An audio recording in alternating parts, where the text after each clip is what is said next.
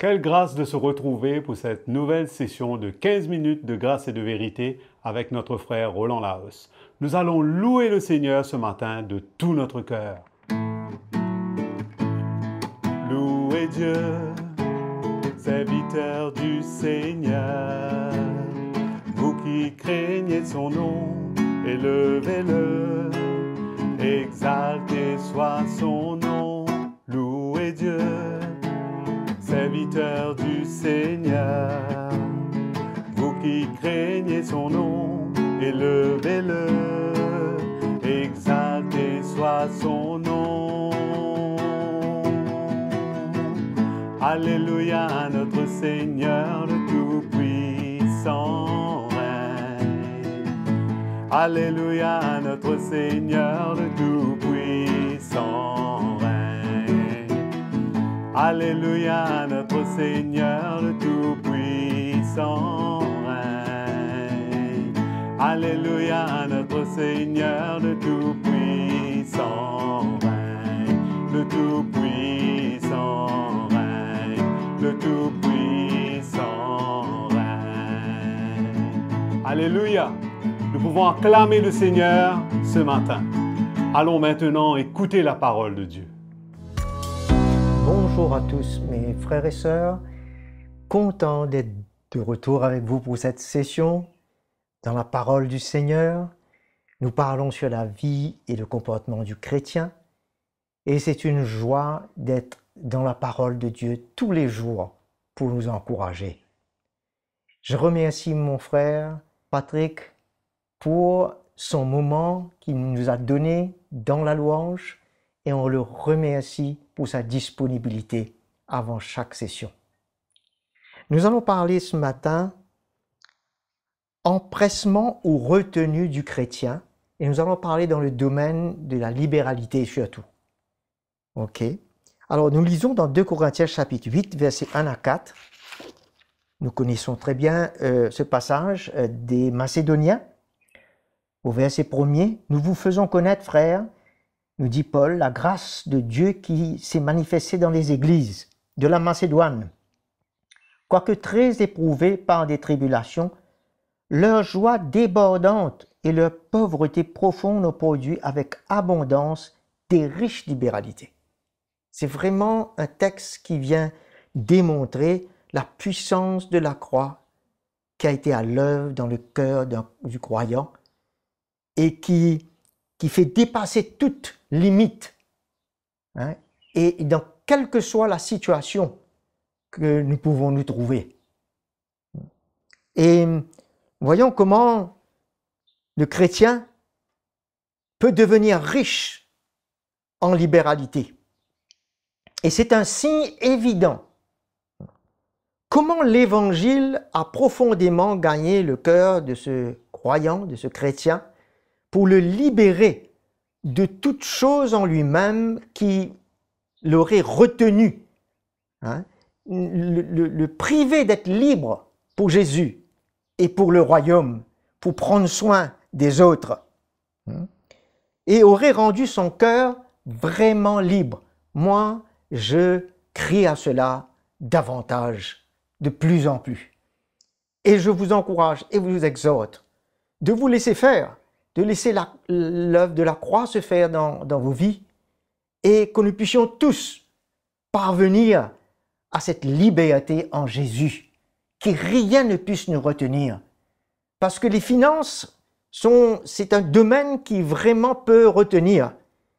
Et ce qui se passe, de la manière que nous gérons nos finances, dans la mesure que nous l'utilisons pour le royaume, est un signe, c'est comme une boussole, qui vient déterminer quelle est la mesure de la liberté dans lequel Christ m'a emmené et la mesure que l'œuvre s'est accomplie en moi. Comment je progresse dans l'esprit, ça va se voir et se manifester par la libéralité, par mes dons et mes offrandes. Et nous voyons que dans une telle pauvreté, s'ils pouvaient, ils ont supplié pour avoir part. Hein? Quand nous sommes dans un manquement, on tient à se tenir aux lois et de se retenir même. Mais eux, ils ont été de l'avant, ils se sont empressés de vouloir prendre part aux besoins de l'Église. Alors nous voyons trois aspects qui ressortent de cet empressement de libéralité, de générosité. Premièrement, nous voyons la sincérité de leur amour pour le Seigneur et pour son Église. Deuxièmement, le désir ardent de participation à l'œuvre du royaume, c'est-à-dire de vouloir prendre soin de l'Église du Seigneur. Cela ressort très clairement à travers leur cœur et leur démarche. Et ensuite, nous voyons le troisième, c'est le désir de vouloir l'égalité au milieu du peuple de Dieu pour parfaire à tous les manquements dans le corps de Christ. Alors, le Seigneur a intervenu profondément dans la vie de ces Macédoniens et leurs cœurs sont devenus riches, malgré qu'ils étaient profondément pauvres, mais de faire ces riches libéralités a démontré la richesse qu'il y avait eu dans leur cœur, la profondeur de l'œuvre qui s'est accomplie et qui les a rendus riches. Alors, cette œuvre, nous voulons tous aspirer à cette œuvre.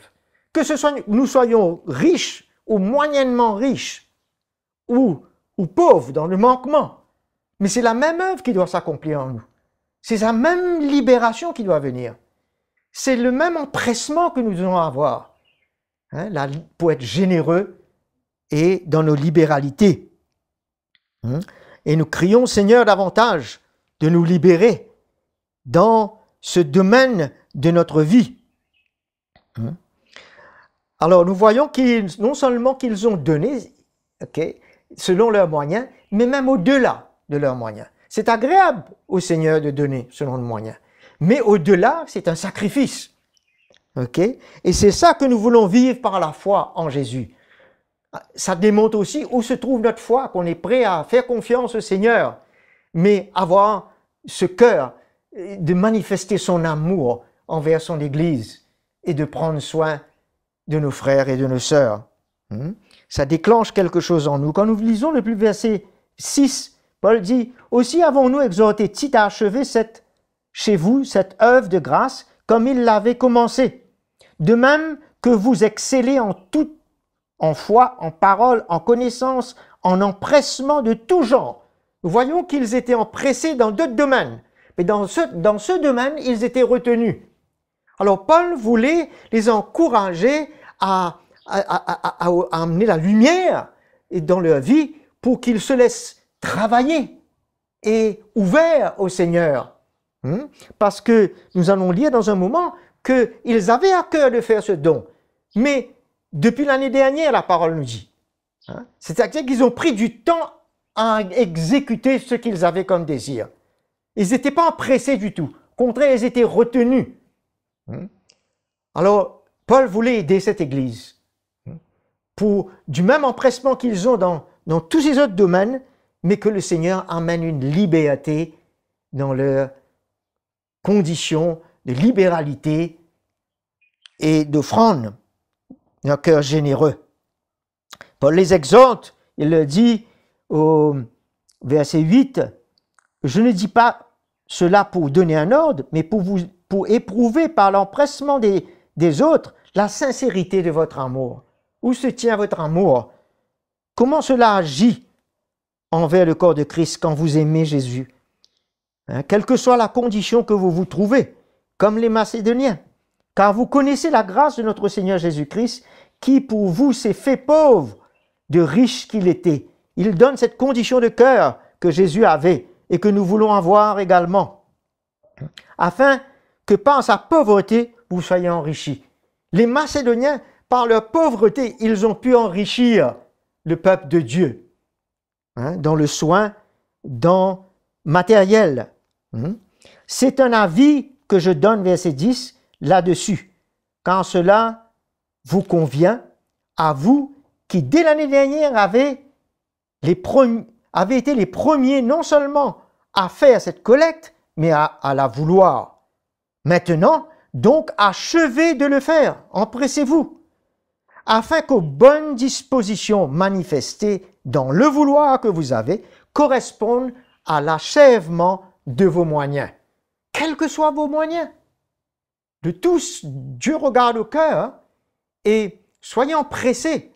Il y a une œuvre là que Paul est en train de désirer voir s'accomplir dans le cœur des Corinthiens.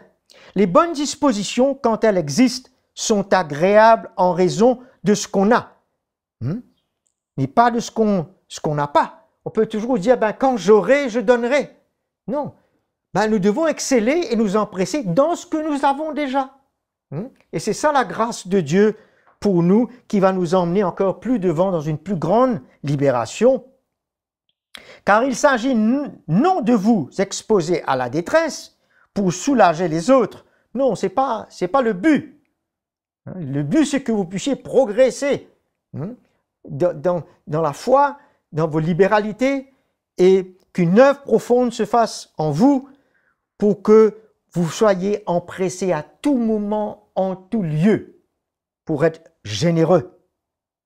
Mais le but, c'est de suivre une règle d'égalité. Quand nous voyons un besoin, nous sommes toujours empressés. Quel que soit le moment, le jour, l'heure, nous avons un empressement de voir les choses devenir en règle, dans l'égalité, que personne ne souffre plus qu'un autre. Dans les circonstances présentes, votre abondance pourvoira à leur indigence, afin que leur abondance pourvoie pareillement à votre indigence. De la sorte, il y aura l'égalité. Selon ce qu'il est écrit, celui qui avait beaucoup n'avait rien de trop, et celui qui avait peu ne manquait de rien. Quelle grâce de pouvoir vivre comme cela dans l'Église du Seigneur, avec ce cœur, de devenir libre, de pouvoir faire justice, les fruits de justice que Dieu veut augmenter en nous, comme lui-même il a donné à l'indigent, que nous puissions nous-mêmes pouvoir faire grâce comme cela. C'est une grâce. C'est une grâce de pouvoir porter l'Évangile et d'aider et que d'autres soient délivrés, merveilleux, que d'autres soient sauvés. Mais c'est une grâce de pouvoir prendre part aux besoins du peuple de Dieu. N'est-ce pas, mes frères et sœurs? C'est merveilleux. Alors, souvent, quand on n'a pas, on a le désir. Mais quand on n'a pas l'empressement. Alors, Dieu veut nous libérer pour que notre cœur puisse parler. Quel que soit le moment, nous soyons prêts pour le royaume de Dieu, pour construire avec le Seigneur et lui obéir. Ça forme partie de notre vie, non seulement d'obéir pour porter l'Évangile, pour emmener une âme au Seigneur, mais de pouvoir prendre soin de son peuple et ceux dans le besoin. Voilà, je vous laisse avec cette exhortation aujourd'hui et je vous remercie pour votre écoute. On se revoit très bientôt. Nous avons entendu la parole de Dieu et nous avons été bénis. Quelle grâce d'être éclairés dans notre marche avec le Seigneur. Nous remercions le pasteur Roland Laos pour cette session de 15 minutes de grâce et de vérité. Aimez et partagez ce message et n'oubliez surtout pas de vous abonner à notre chaîne CTMI. N'hésitez pas et écrivez-nous à l'adresse affichée sur votre écran. Partagez-nous vos expériences et vos témoignages. Nous vous aimons et soyez bénis. À bientôt.